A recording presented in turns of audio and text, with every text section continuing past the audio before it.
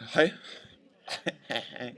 Hej, vi vil fortælle om hegemoniteorien, som omhandler fordelingen af de globale supermagter, der er i verden. Og den kan også relateres til et lignende begreb, og det er nemlig stormagtsdominans.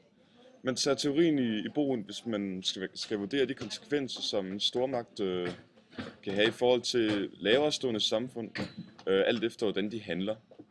Og når man snakker om hegemoniteorien, så tager man ofte udgangspunkt i tre forskellige former for supermagtsfordelinger. Det handler om bipolaritet, unipolaritet og multipolaritet. Først vil jeg fortælle om unipolaritet, som handler om, at der hersker en suveræn supermagt, som er alle andre lande overlegen, hvad angår enten økonomi eller politik. Det kan også bare handle om, at de har en markant større arbejdskraft end ellers, hvad angår de forskellige lande. Det er derfor også denne ene supermagt, der vil være central i bestemmelsen af den politiske dagsorden. Det kan have negative konsekvenser på den måde, at den politiske dagsorden ikke bliver yderligere fordelt end ellers, og derved kan et enkelt land også udnytte dominansen på en uhensigtsmæssig måde. Samtidig kan man også snakke om, at det kan være positivt, da mindre lande, eller lavere stående lande i hvert fald, vil kunne have en mulighed for at have et bedre sikkerhedsnet i kraft af kontakten til så stærk en herskende nation, som der vil være tale om ved unipolaritet. Den næste er så bipolaritet. Ved bipolaritet der er den globale supermagt, den er fordelt over to lande. Det kan være positivt, da de to lande de kan holde hinanden i skak, og derved mindskes risikoen for dominansen bliver udnyttet uhensigtsmæssigt. Samtidig kan man også tale om, at man som supermagt ligeledes skal være meget forsigtig.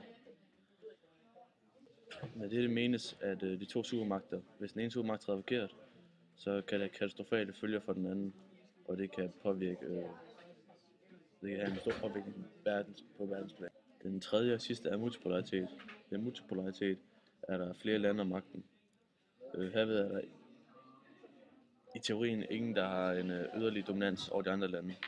Men paradoksalt nok vil det også skabe en dynamik i det politiske og økonomiske spil, ved at lade lande prøve at bestræbe den dominerende rolle som en form for supermagt.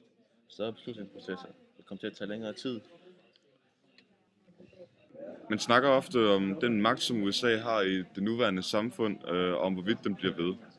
Vi kan i hvert fald konstatere, at hvis USA som hegemon i et bipolart system skal vedligeholdes, så afhænger det af stor grad af deres voksende gældsrate. Der skal altså gøres op med denne.